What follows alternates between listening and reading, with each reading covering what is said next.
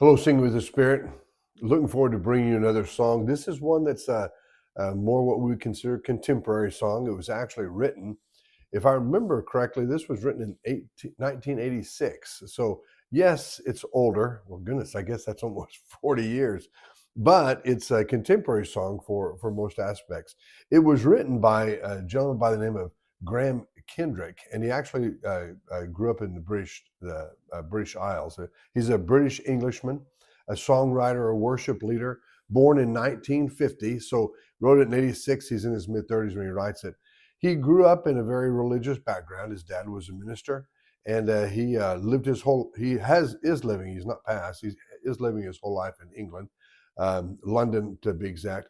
But Keith Lancaster has taken this and he's brought it into the songs that we know now through the faith and praise. It's a song entitled "Lord, Your Tenderness." Very simple.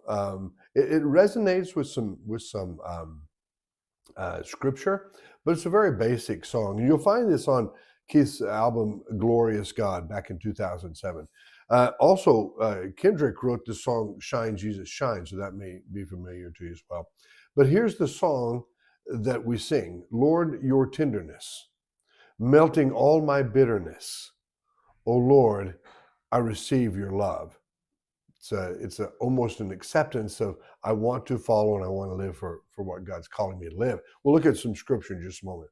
But then the second line, which is the end of the song, "Lord, your loveliness, changing all my ugliness. Oh Lord, I receive your love." And then he repeats it 3 times and it wraps it up. That's how the song goes. We have changed it. I shouldn't say changed it. Uh, we have adjusted that. We sing it now. I guess it is changing it. Changing my unworthiness. So, oh Lord, your loveliness, changing my unworthiness. And I think the reason for the changing is just it flows a little bit smoother than uh, referencing the ugliness of ourselves. But I want to listen. I want you to listen to the scripture, and I want to point out something that I think is very interesting. Psalm 51, 1 and 2, where David writes and says, "Have mercy on me, be gracious to me, O God, according to your faithfulness." That's kind of the basis of the Lord, your tenderness. But then you also see in Matthew chapter 11, as Jesus calls us, and he calls those who follow, "Come to me, all you who are weary and heavy laden, and I will give you rest.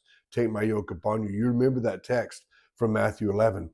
But then also James chapter 5. Listen to this text as the brother of Jesus writes, "We count those blessed who endure. We have heard of the endurance of Job and have seen the outcome of the Lord's dealings, that the Lord is full of compassion and mercy." Oh Lord, your tenderness. And the idea is that our God is compassionate. He's merciful to us. But I thought it was interesting. When you research it and you read the notes, it will throw out Isaiah chapter 42, verse 3, and also Matthew 12, verse 20, which is a reference to Isaiah 42, which reads this way: "A bent reed he did not break off, and a dimly burning wick he did not extinguish. He will faithfully bring forth justice." And I think that's the reference that they were giving to the changing all my ugliness.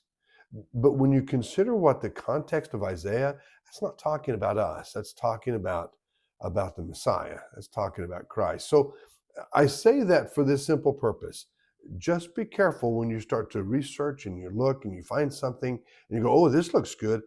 It may be taken out of context. So let's look at this song. I'll sing it through for you, but I won't. Well, we may do all of it. It's pretty short.